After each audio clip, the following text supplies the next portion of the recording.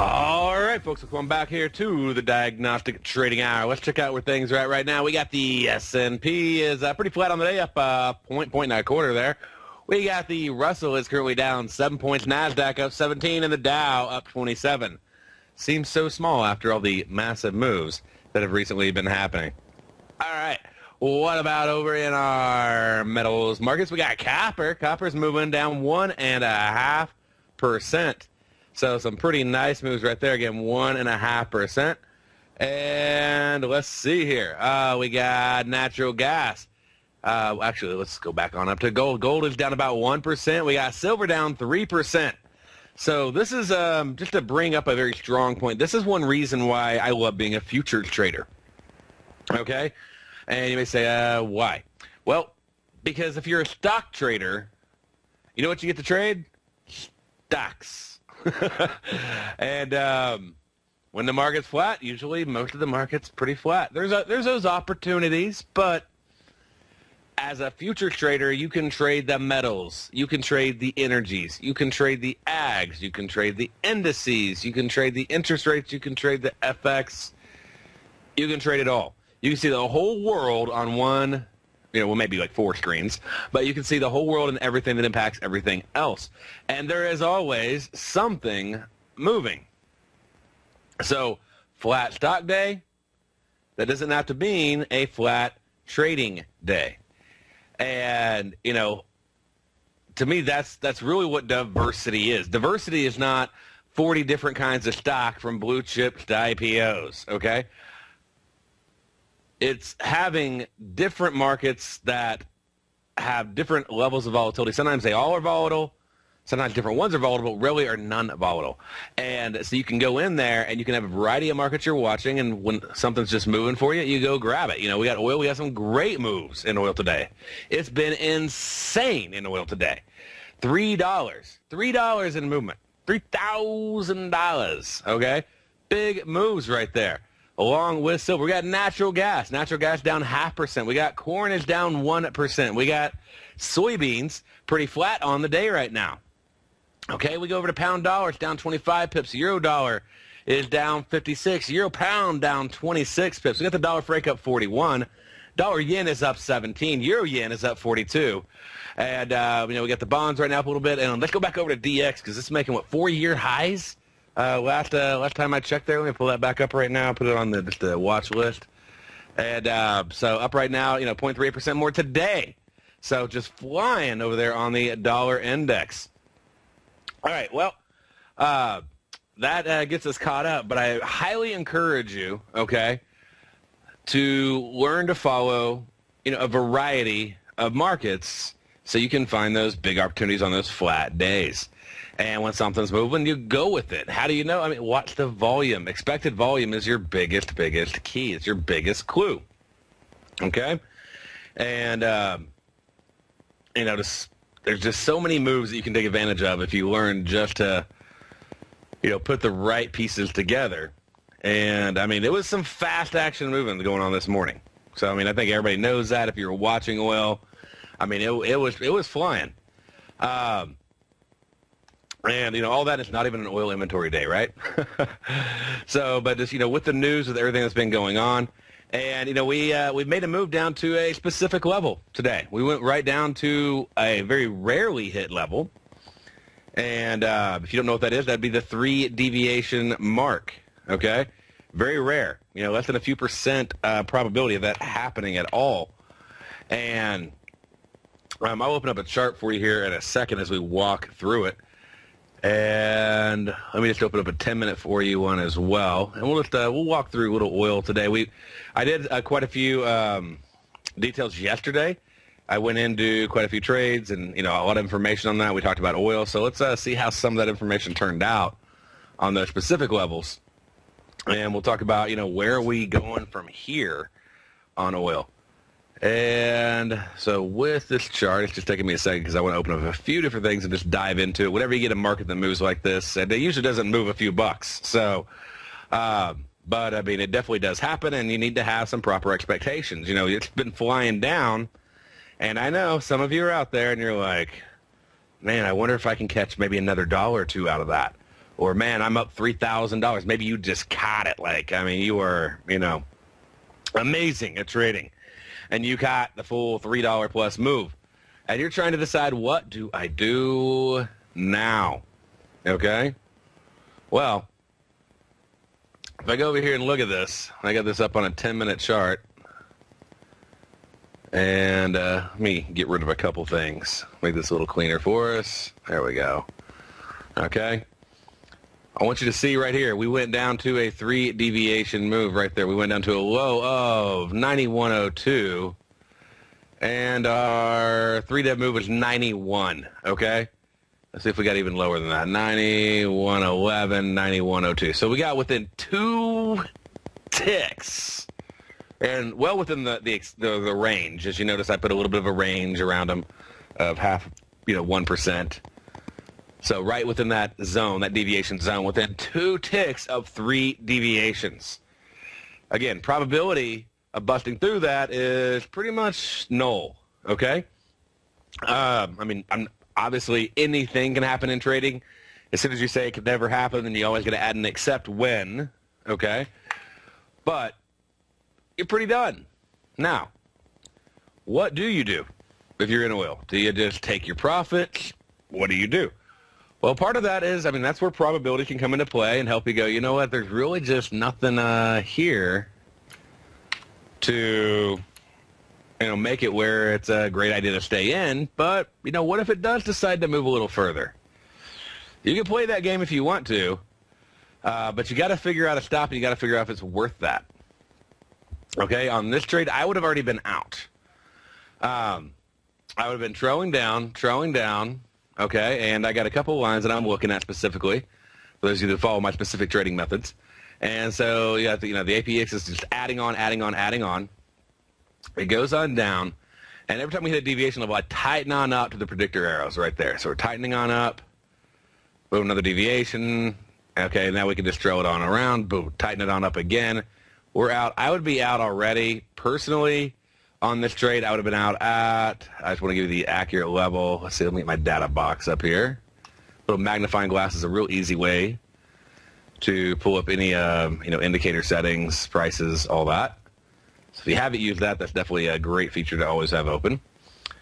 But right here, predictor would have been 91.34. So I'd be out right now, myself, at $91.34. The market's at 91.21 if you're still in. Hoorah for you, but I'd be done. Okay?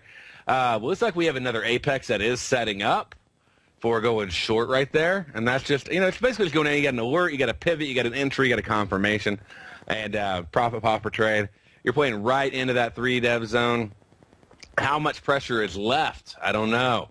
Do we really have that much pressure that we can take advantage of going on into this?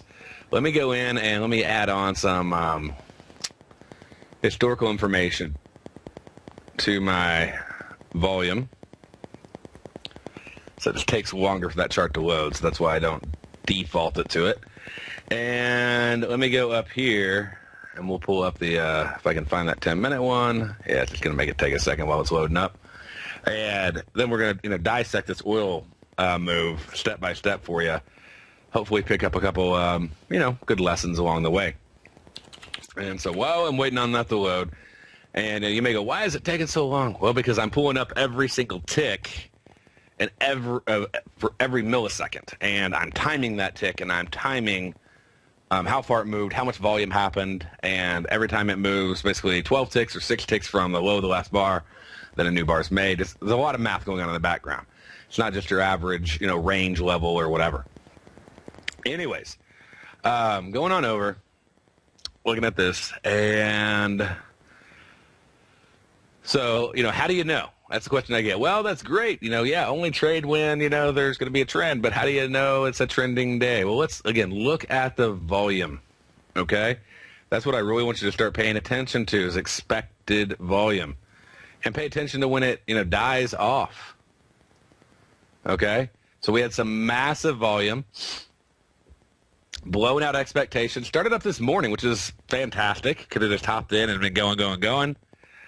And ran on down. And notice, I want you to check this out. This is your big clue. you ought to see something that's really apparent. Notice this big surge right here, and then drop. And then volume just declines. This was the take profit zone, okay? And notice it started at the 1 deviation level, okay? Take profit, 1.5, taking profit, 2, taking profit, 3, final take profit, and that's where it's like pop. And it bounces up like almost, 60, 70 cents. And then a few more people coming in, trying to take it. You're going to have some orders down here. You're going to play down here. And who knows? I mean, the thing could go. I don't chart past the 3 deviation level because the probabilities are so minimal, there's really no reason to do it. Okay? Now, I talk about these deviations. What does a 3 deviation move mean in percentages and statistics? So let me show you that. Now, this is an implied deviation, so it's a little bit different than your standard deviation. So if you go up with standard deviation, you may get a little bit different data than what I use, okay? Mine's more application reality-based than historical-based. But if we go over here, we go down to all the deviations. I talk about each one of them and what they mean. This is inside the scanner area. And 99.7%, it will not break or touch out of this level, meaning there's a 0.3. So 0.3 of 1%, right? 0.3%, it will break out or touch this level. So meaning that's a touching, not expiring. All right, it's extremely rare. Obviously, in October of 2008, we had some of those nice 3 deviation moves, but then the IV moved and it didn't happen anymore because then the IVs went out. So obviously, we'd be looking for taking profits, be looking for reversals. As soon as you get any kind of reversal signal, whatever, you could do that. But it's very rare will your charts ever reach these levels. And we're right down there. We still haven't reached it. We're still 2 ticks off technically of the exact price. But I just want to show you how rare that is. When we get back, we'll dive into just analyzing what were what was the diagnostic day trade plan on oil for today. We'll talk about that. Okay, stay right there. All right, folks, come on back here to the Diagnostic Trading Hour. And so we had, all these moves we were looking at yesterday, and we were talking about, oil and trying to put together that plan on it, and it went really well. Today it went well. It just kept going and going and going. And so let me pull up my oil one for you real quick. We'll talk through it step by step. So we had that triple bottom that we talked about yesterday, and talked about that last week, and we got that nice little recovery which was awesome going on in oil. And it broke above 93.10, 93.20. It beat last week's high. It went on up. It hit the profit target we had there at 94.20. We exited our longs for a great profit on that plan, and we went short.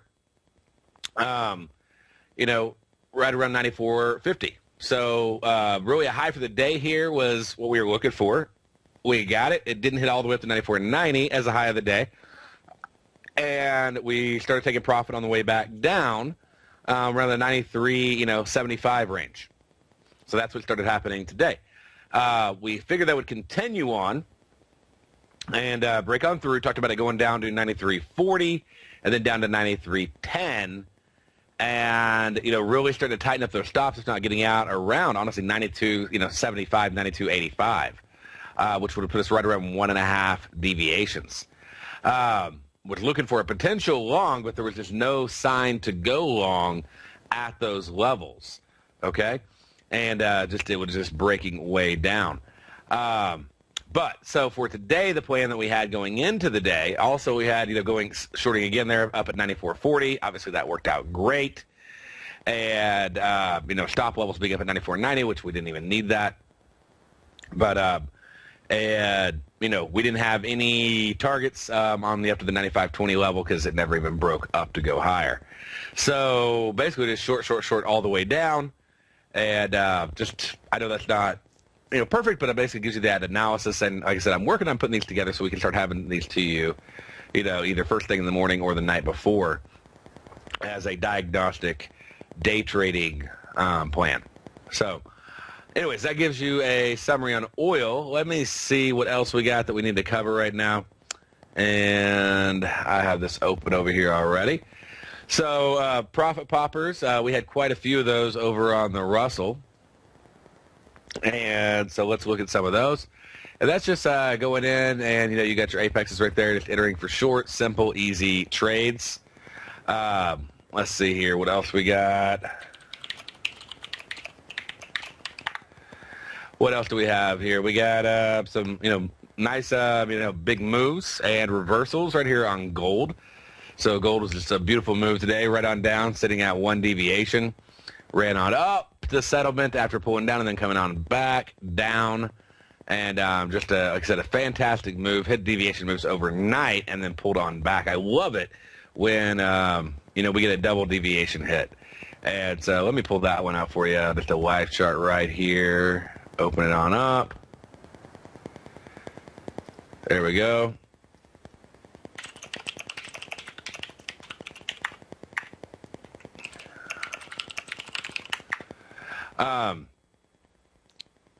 All right, so looking at over here, just at it, we see that last night, basically, gold, oh man, how did I do that? It needs to be an undo button. Anyway, so we pull my deviation levels off and put them back on. There we go. So gold closes at 130 on the pit, keeps going on Globex, closes down a little bit for, a little reset, and then opens right on back up. And as we can see from last night, it ran down, it hit a deviation move, it ran back up, it hit settlement, it ran back down and hit a deviation move. I mean, that is triple. It's boom, boom, boom, boom. So, okay, well, that looks good. We got the deviation moves. It was right on expectations. Settlement and 1 deviation high to low, or 1 deviation period, plus 1, minus 1 being the strongest levels. What was my plan that I had on gold for this one? So let me go through, pull it up. Obviously, we're on the December futures contract there. And we had, let me see, I just want to make sure I got it right. I want to get the right one up that I want to go over with you. This is for, yes, okay. Okay, so on the December futures, we'll cover when we come back, and I'll walk through this plan and how you could have traded this, okay? So stay right there. We'll be back right after this. All right, folks, we'll come back here to the Diagnostic Trading Hour. So just doing a little gold walkthrough review. We talked about we had immediate resistance at 1220, 1222, topped there at 1223 yesterday, kept at resistance going on today, which was also tied right in pretty close to a settlement point of 1218.8, only a point off of that. So settlement served as a great resistance going into today, trading gold. And for any kind of recovery, that would have had to have been beaten. If it would have been beaten, so these are some things to keep in mind, okay, for if, that resistance area there, 1220, 1222, really needs to be broken through. If we're able to break through and go on up, then where are we going next? 1228, 1229, okay? So I'm giving you some levels for the future right now. Pay attention, okay? And then we got the try small shorts. What about shorts? What can we do on the short side? If we're going on 1220 right there, if we did get all the way up to 1228, 1229, I'd be looking to have a short at 1233, okay? So with a stop at 1233, I'm sorry. So if we got up to 1228, 1229 and took profit tomorrow, okay, or the day after, then I'd be going short there, and I'd be having my stops at 1233. With the move on back down to, what was resistance now would be a support at 1220, 1222, right in that range, okay? If it moved on, higher, that'd be great. However, I would expect at that point, starting to use like 1229, 1228 as a support level if I'm going to continue to go long, okay, on up to 1237. So I'm trying to give you an up plan, all right? I'd exit my longs there. I'd look at shorts again at 1240, 1241, and I put stops at 1245. So now you have a plan, okay, to be able to, where to go long and where to do some shorts if gold were to rise higher. So let me go over that one more time for you, try to give you some advanced notice on these. So when I go back and review them, it's not like, well, he's seeing that in hindsight. It's like he's really saying it. Let's go in. December futures have resistance at 1220, 1222. They topped exactly there at 1223, right? We talked about that. That was a double bottom pattern last week that we had a potential recovery for. If it does break on through, we're going to go to 1228, 1229. Okay, so meaning that's a long trade targeting 1228, 1229 if we break through 1223. We could do some shorts right there to see if we get a little pull down, because we do have a longer, daily, weekly time frame. We're pretty much sidewards on the short term, and we could try some shorts and just put stops just a few points away at 1233. If it breaks higher, then we could basically look at a move on up to 1237 as a prop target, grab 4 points there, which stops at 1229. Okay, exit your longs there and look for some more shorts at 1240 with your stops up at 1245. You can actually go as high as 1241 for legging in, just right around that area. So that's your trade plan if gold is to break above that 1220, 1223 range. Now, failure to beat that, which is what happened today. We talked about this a little bit. Looking for, heading on back down. We headed back down yesterday to 1213, 1212, as I predicted. We bottomed out at 1214. So where could we go from there? Well, we'd look for a move on down. Obviously, look at there's a lot of sideways, oversold conditions. But this, we're looking for this next lower leg, and we really could be getting this lower leg pretty quick. Okay, so below 1212, that's our September lows at 1209, 1207, which is right around our deviation level. We could, what I'd expect to be the low of the day. And that's pretty much right where we're at. I think we got a little bit lower than what I called was the low of the day. I called the low being 1207. We got down to like 1204 a little bit earlier, and then during the day session here, 1205. But looking at the one deviation level as my low of the day, but right around, like I said, 1207. We broke a little lower than that. But, and so you got some good longs right there you could go in on. But if we do break below that and we continue to move on down, then you'd have your stops right around 1204. So if we're going for a long, so let me look. We got down to, what was our exact low? Now, this is if you're trading early in the morning, 1204.3. So what I was looking for was that move down to 1207 with a buy, okay, with my stops at 1204, which we missed just by a few ticks, fortunately. So that basically I just want to make sure you understand that that's what the long trade would be. Comes down, hits one deviation, enter at around 1207, okay, and have a stop down at 1204. If it breaks that stop, I'd do it an immediate reverse, and I'd target 1198. Okay, that'd be my next lower target. And beyond that, just playing in between the deviation zones like we've had today. So that's your wrap on gold for the day. Hopping on over to oil. And let's go on into it. We covered oil. I don't know. We got basically just one week trade after another. We got a short, another short, another short, another short, another short, another short. If we wanted to go in and have some fun on the math, let's see. Taking each one of these trades, and we'll just take the first, valid full one there from this morning. Then you could have went in and taken that down to here. Yeah, you got that first move, and I'm just taking the ones from like 10 a.m. on. Second move, if I can get them all on one page. Like, where am I going to stick it there?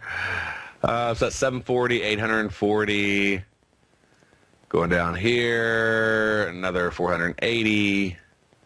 Grab one more. That one's going to be pretty small, like 16. And then, of course, you got your other moves higher, depending on exactly how you're playing them, putting them together. But, plenty of moves on oil there. Some news that we got that we can be aware of. Let me go ahead and open on up our Forex plan. And right here. Okay, so what do we got on the Forex plan? Lots of be aware events on the news. So we went through those. We had iron condors this morning on the dollar CAD. So maybe we'll do a little dollar CAD trade walkthrough today as well. Let's go ahead and let's just talk about dollar CAD. All right.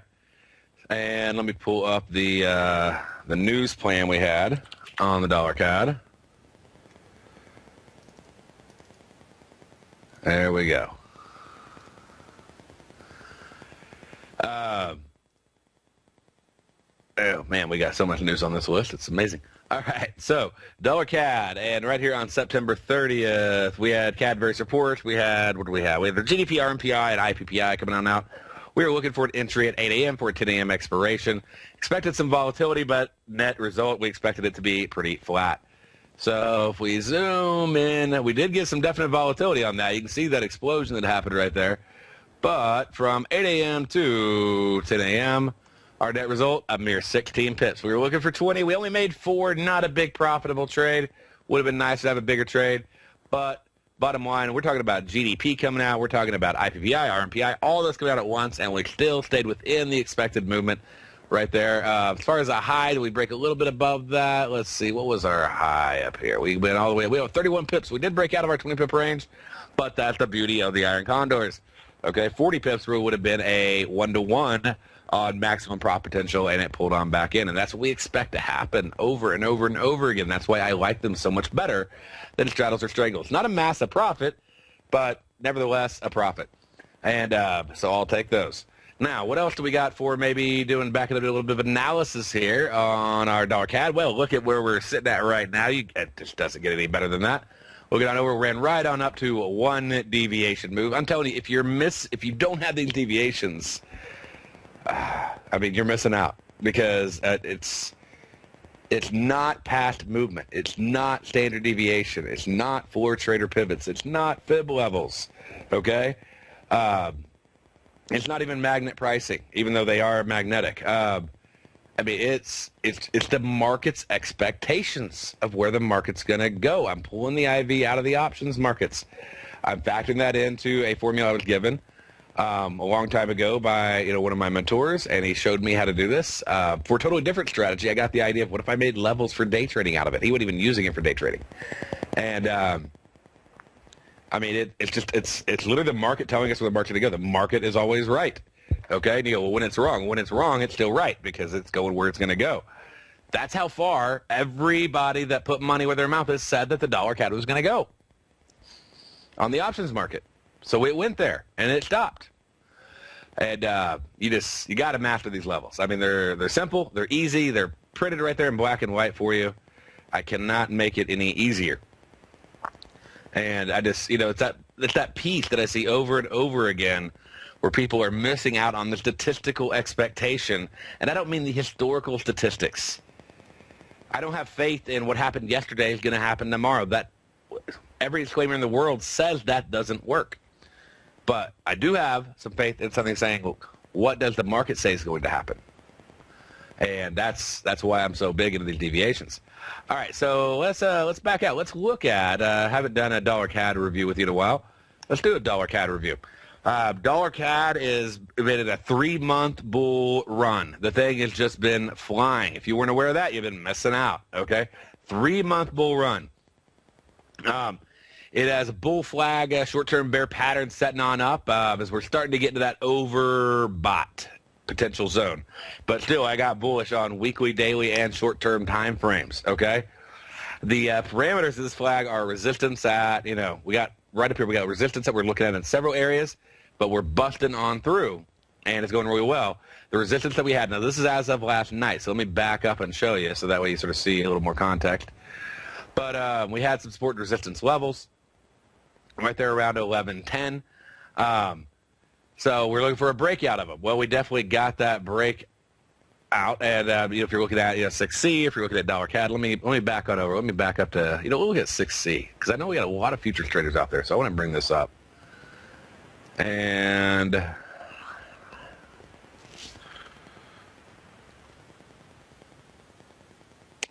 so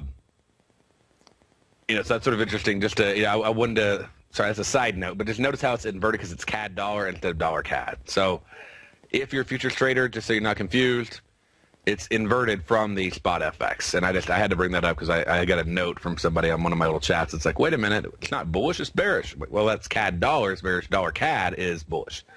All right, so hopping on back over and looking at these levels, we got some nice moves up, and we're looking for that bull trend to keep going. And our target on that was, let's see here, moving on up to 1.1220. But let me go in and go to it. That's basically pretty much where we hit. But so we could have went short at 11.55, 11.60. So right over here, I make these planes up around 10 to midnight. So 11.55, 11.60. Okay, so we got a short trade. And at very tight stops at 11.70. And, take that short trade down to probably the first deviation level there at 0.5. But I'd be looking for a break above 11.80. We got that break right here above 11.80, okay, which is going into the 0.5 deviation level on the way up. With that level, we're looking for it to go up to the 12.20, 12.25 area. And we topped out at 12.19, so I'm going to tick off, okay? 12.20, 12.25, and possibly if it keeps going, my next target is going to be on up to the 12.45, 12.50 level. That's going to be put us right around 1.5 deviations, okay? And this is actually an important point. When I'm going for a level, and I'm like, okay, well, you know what? I think it's going to hit, right around, 12.20. Okay, like I'm looking at magnets, and I'm looking at fib levels and golden and Gann ratios and everything else. I'm looking at magnets. I'm like, okay, I think it's going to hit 12, 11, 11.20. And we didn't quite hit it. But what did I have that told me, be careful? Okay, like what level was in my way that said it might not get all the way up there? I mean, we spiked up there a little bit. We got up there to a 12.19. I had my deviation at 12.13.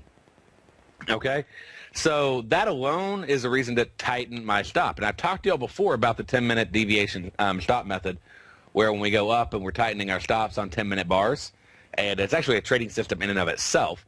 But it's a very simple method, especially to tie into plans like this, where you just tighten that 10-minute deviation stop methods. If we get up there and the 10-minute bar closes at or above the deviation level in that zone, then we tighten that stop up, okay? And, I see it close down, and, might want to go ahead and tighten it up again unless I want to give it some room. But we're within a few ticks. I don't want to give all of that money back, okay? But I also don't want to tighten it up just because I'm afraid of giving it back. So I need something on the chart to give me a reason to tighten it up, and something that I can use consistently day after day after day. The deviation levels are that thing.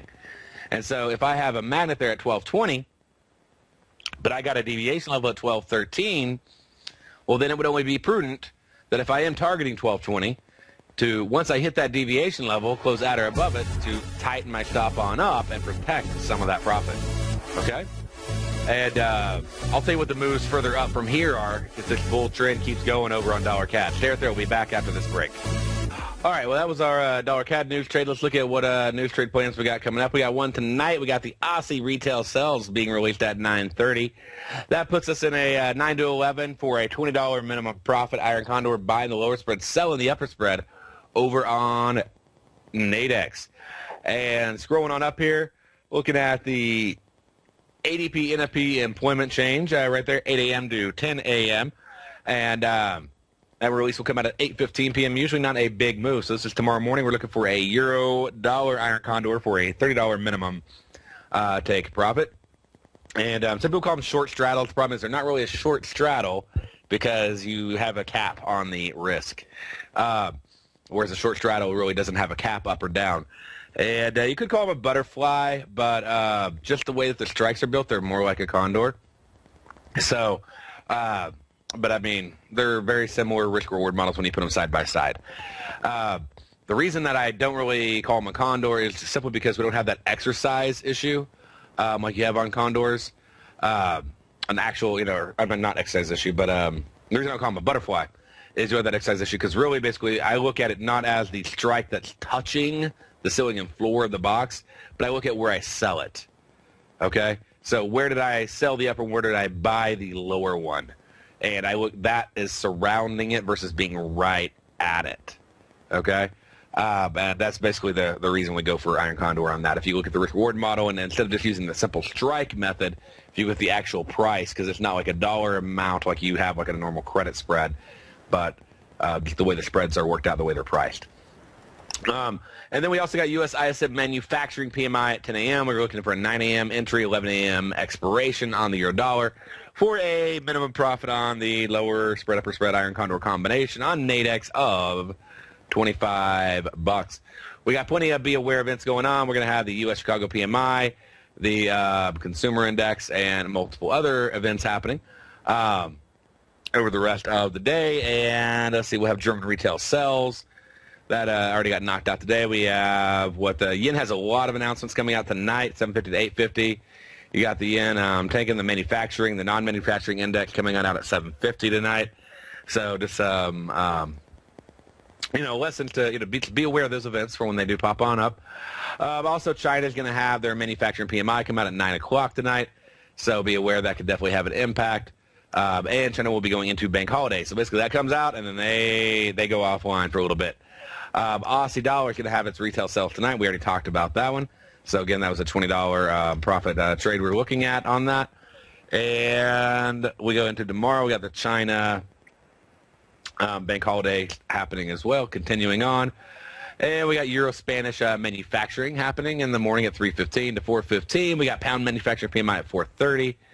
And we have the U.S. ADP NFP employment change report. We talked about that one. U.S. ISM, U.S. manufacturing, and New Zealand GDP price index coming out. And then we got weekly oil inventory happening as well. And usually a little over 60 pips in expected movement on the oil inventory report as of late. And let's see if I can I won't even pull it up right now, but that'll wrap up all the news between now and the next show right here on the Diagnostic Trading Hour. Congrats to our people on the leaderboard. We got people knocking it out. Got to love it when it's demo, right?